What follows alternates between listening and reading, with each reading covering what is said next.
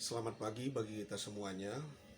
Selamat beraktivitas sepanjang hari ini. Dan saya percaya Tuhan akan tetap menyertai kita. Pembacaan firman Tuhan pada hari ini saya baca di dalam 1 Raja-Raja pasal 6. Ayat yang ketujuh khususnya kita fokuskan ayat ini. Pada waktu rumah itu didirikan, dipakailah batu-batu yang telah disiapkan di penggalian, sehingga tidak kedengaran palu atau kapak atau sesuatu perkakas besi pun selama pembangunan rumah itu. Ini merupakan pembangunan yang spektakuler yang dibangun oleh Raja Salomo. Dan kita tahu Raja Salomo itu adalah raja yang paling cerdik, berhikmat pada zaman itu. Dan setelah itu tidak ada pemimpin yang seperti hikmatnya seperti Salomo. Yang menarik dari kehidupan Salomo, salah satunya waktu dia membangun dan mendirikan bait suci. Dan waktu dia mendirikan bait suci, pembangunan itu begitu sangat luar biasa. Luar biasanya adalah waktu rumah itu didirikan, tidak ada sedikit pun suara yang terdengar. Secara logika, untuk membangun sesuatu, membangun rumah, pasti akan ada bunyian. Karena para tukang-tukang akan melakukan sesuatu, akan mengetuk sana, mengetuk sini, sehingga menciptakan banyak sekali bunyi, banyak sekali keributan. Akan tetapi di dalam ayat tadi kita saksikan, kita baca bahwa waktu rumah itu didirikan, waktu pembangunan bait suci, justru tidak ada sedikit pun bunyi. Karena apa rahasianya? Karena rupa-rupanya bangunan itu sudah dibentuk di tempat penggalian. Jadi waktu batu itu mau dibangun menjadi satu bangunan bait suci, batu itu sudah dibentuk, sudah diasah, sudah diukur sedemikian rupa di tempat penggalian batu. Dan setelah ukuran itu tepat, baru dia diangkat dan dicocokkan, disambungkan menjadi satu bangunan bait suci. Nah, saudara-saudara, dari ayat ini saya merenungkan sesuatu berhubungan dengan keadaan yang terjadi sekarang. Saya berpikir bahwa Tuhan sedang membawa masing-masing kita.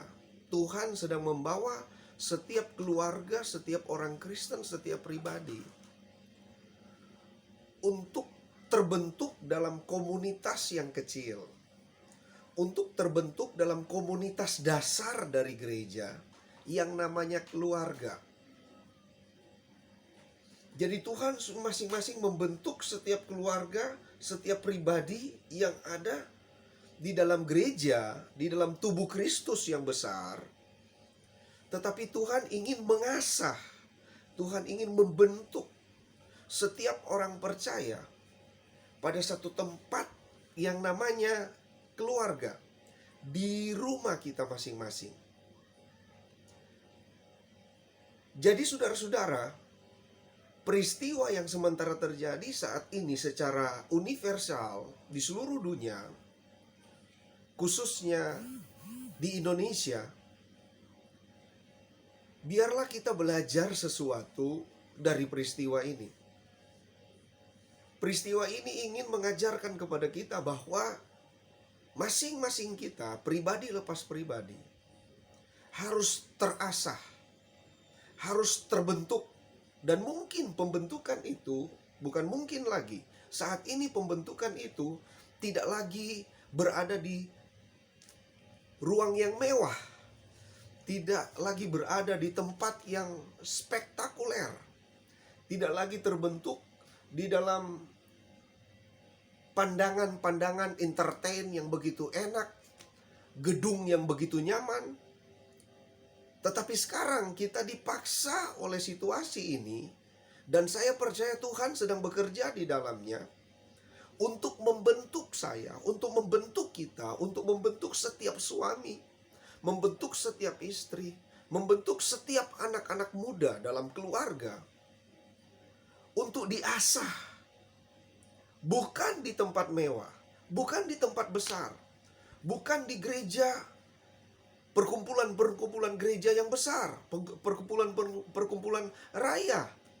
Akan tetapi justru kita dibawa oleh Tuhan saat ini untuk berada di rumah, di tempat tinggal kita. Dan saya percaya, menurut firman Tuhan yang kita baca, waktu Salomo mendirikan bait sucinya Allah, ada juga maksud Tuhan di dalamnya. Bahwa jemaat Tuhan pada akhir zaman ini harus juga berpikir bahwa Tuhan sedang berurusan dengan kita pribadi lepas pribadi. Karena Dia mau mengasah kita. Dia mau mengasah pribadi kita masing-masing. Mengasah keluarga kita. Agar supaya satu ketika nanti, kalau kembali lagi kepada kegiatan-kegiatan awal gereja, kembali lagi ke kegiatan-kegiatan rutinitas gereja, kita semua sudah punya ukuran yang tepat. Kita semua sudah punya standar yang benar. Agar supaya waktu kita bertemu bersama-sama, tidak ada lagi keributan, tidak ada lagi maksud saya tidak ada lagi bunyi-bunyian yang tidak perlu. Tapi justru akan klop satu dengan yang lain, akan terpasang satu dengan yang lain. Dorongan saya bagi kita semuanya, marilah kita menggunakan waktu-waktu ini, stay at home, dengan maksimal. Gunakan waktu untuk berdoa.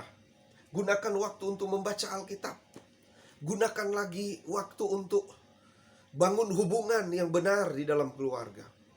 Bangun lagi, perbaiki lagi apa yang perlu diperbaiki di dalam hidup kita. Jadikan saat ini menjadi saat perenungan juga bagi kita. Bagaimana kita berkomunikasi di dalam gereja, bagaimana kita terhubung di dalam komunitas yang lebih besar. Tetapi Tuhan mau kita terbangun lebih dulu dalam komunitas yang lebih kecil ini. Dan saya percaya, jika kita meresponi dengan benar, kita meresponi dengan tepat, maka waktu kita dibawa oleh Tuhan untuk bertemu menjadi satu gereja yang mulia, menjadi satu tubuh Kristus yang agung. Di sana tidak ada bunyi-bunyian. Di sana tidak ada lagi gontok-gontokan. Di sana tidak ada lagi perselisihan. Justru di sana ada keharmonisan. Justru di sana ada kesatuan hati. Justru di sana ada pergerakan spirit yang sama, kebenaran yang sama, nilai yang sama.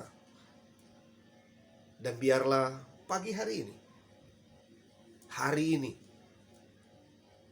kita menggunakan waktu ini dengan baik. Tuhan memberkati Indonesia. Tuhan memberkati gerejanya. Tuhan memberkati para hamba-hamba Tuhan. Tuhan memberkati jemaat Tuhan yang luar biasa. Tuhan memberkati kita semuanya. God bless you all. Sampai jumpa di waktu yang akan datang. Haleluya. Amin.